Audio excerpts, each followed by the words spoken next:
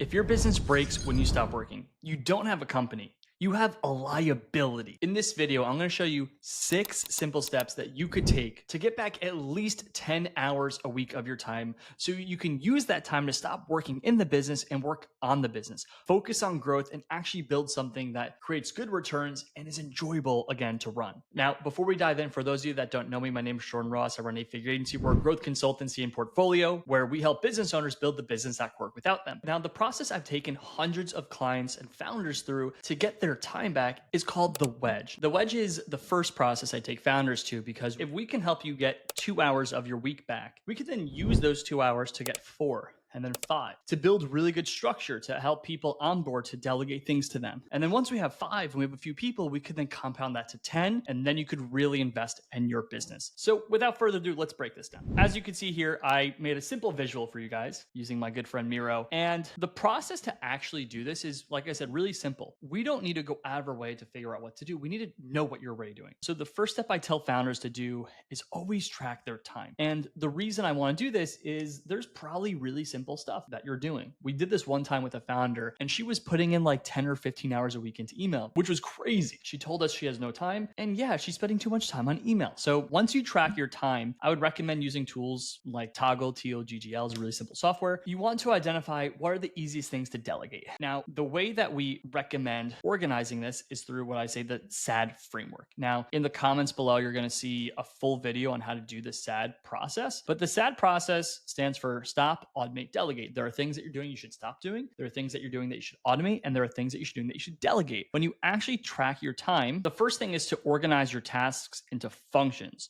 Now, if you see a bunch of administrative work that you're doing per week that's pretty easy to delegate or to automate, we want to stop there. When you fill out this framework, you're going to have clarity on what to actually prioritize. And once we build a strategy, we're going to do 2 things. Number 1, you should take this timesheet and you should send it to an automations expert. You could come to us at A Figure OS and you could go to the link below to talk to us. But an automations expert could basically look at all of your things and tell you what they could delegate into automations for you. That will give you maybe 30 minutes or an hour or more of your time back. Then we want to look at everything that actually needs to be delegated to humans. And once we know that, we move into step 3, which is aggregate your training. Now, this step's rather simple. Because you don't have time, you can't go out of your way to build training. You need to work with what you got. I call this killing 2 birds with 1 stone. If you are sitting down at your desk and you are doing a task that you know needs to be delegated because you've taken the time to do that, then you're going to pull up Loom on your computer or laptop, and you're going to click record, and you're going to talk as if you have a shadow next to you. Because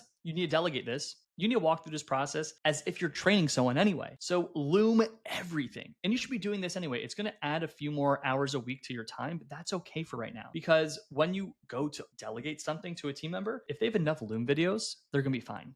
And then the second thing is your fireflies.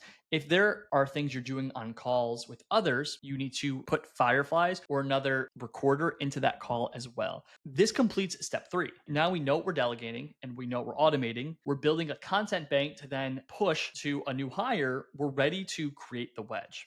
So when we get down to this phase, the real phase where we're going to actually be able to create this time and to create this wedge, as you could see here, I made a nice little wedge where we have blockers and we have the running back. If you know football, you'll get this analogy. You need to actually turn this into a training. A lot of you might struggle with that. If you're good at marketing, you're good at sales, you're usually not good at training people. So biggest tip I could have for you in this moment is put all of your content, all the links, and then the transcriptions right below it into one master Google Doc. Download that Google Doc and upload it to ChatGPT. In this process, when you're putting it into GPT, you're going to probably have to take 2 or 3 prompts to get it prompted correctly, but you're going to need to ask GPT to help you organize this into a step-by-step training process where you make an onboarding process for the new hire. You're going to ask GPT to analyze it. If you haven't figured out the specific role you're hiring for, you're going to have to ask GPT to analyze all the things you're delegating and then to create job descriptions, to create titles, expectations, roles, KPIs, and goals for the new role or roles you're hiring.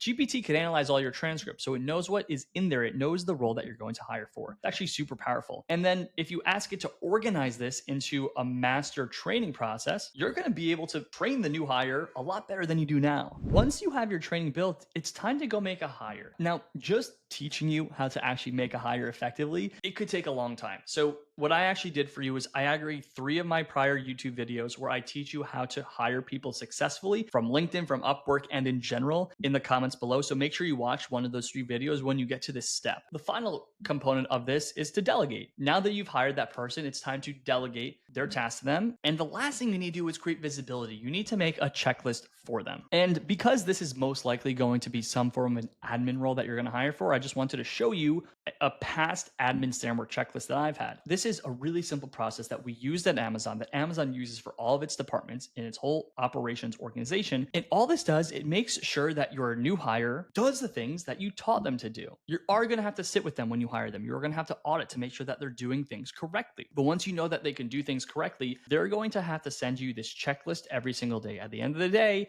if there are tasks that you need to have done on a daily or weekly or monthly basis that you've delegated to them, you need to have them submit a checklist. In my company, and what you've probably seen if you've seen my content before in my prior videos, we have a channel in Slack dedicated to my whole team where everyone has to submit their checklist. And guys, that is the process. Like 6 really simple steps. When executed well, you're going to go from not having time to actually getting your time back. And like I said, from this time that you get back, we want to reinvest that to grow the business, to work on the business, to build more training, to build better funnels, to recruit better talent, to build better culture, to do the things that actually move the needle and make you money and compound your success rather than just being stuck in the weeds. Now, first and foremost, thank you for watching. If this video has added value to you, make sure you click the like button and subscribe button. And if you want to continue to get more value, make sure you click this playlist here where I fully teach you how to escape your prison that you built for yourself and build a business that can work without you. I'll catch you in the next video. Thank you.